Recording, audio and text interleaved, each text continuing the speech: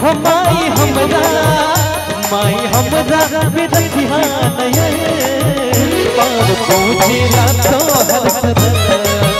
पाव पूजिला तो हर सदन हो के तोहरा लगन मगन पाव पूजिला तो हर सदन पाव पूजिला तो हर सदन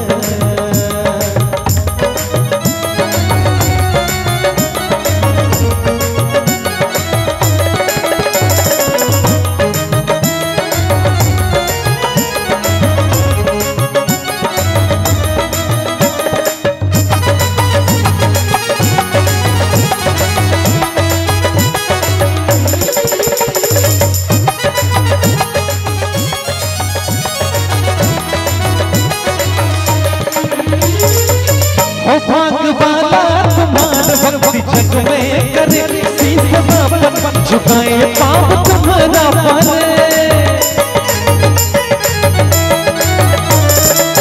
हो भागवाला तुम्हारा भक्ति जग में करे शीश बापन झुकाए पाप तुम्हारा परे शीश बापन झुकाए पाप तुम्हारा परे बात जाने हो बात जाने ये सारा चमन पाव पूजिला तो हर सदन पाव पूजिला तो हर सदन हो के तोहरा लगन मगन पाव पूजिला तो हर सदन पाव पूजिला तो हर सदन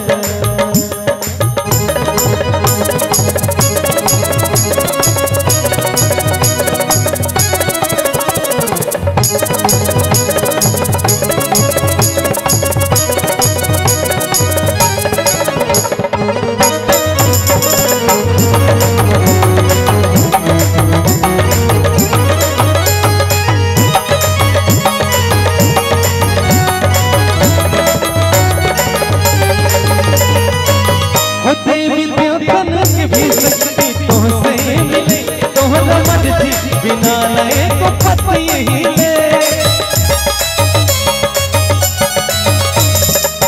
होते में तन भी सकती तुमसे मिले तोहरा मर्जी बिना नए को पति हिले तोहरा मर्जी बिना नए को पति हिले लोग तीनों करेला नमन